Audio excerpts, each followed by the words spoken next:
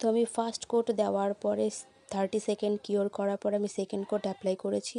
তারপরে হচ্ছে আমি হোয়াইট কালারের একটা পলিশ নিয়ে একটা লাইন ক্রিয়েট করেছি। যেইভাবে করেছি তোমরা যদি সেইভাবে ফলো করে করো তাহলে এই নেইল আর্টটা দেখতে অনেকটাই সুন্দর লাগবে। তারপরে ব্ল্যাক কালারের একটা পলিশ নিয়ে আমি এনিমেল আর্ট দিয়েছি। তোমরা চাইলে অন্যরকমও আর্ট দিতে পারো। আমি এই শেপের দিচ্ছি, তোমরা রাউন্ড শেপও দিতে পারো, গোল গোল যে শেপটা হয় ওটাও দিতে পারো। তারপরে এটাকে 60 সেকেন্ডের জন্য কিওর করার পরে আমি একটা হোয়াইট কালারের গ্লিটার নিয়েছি।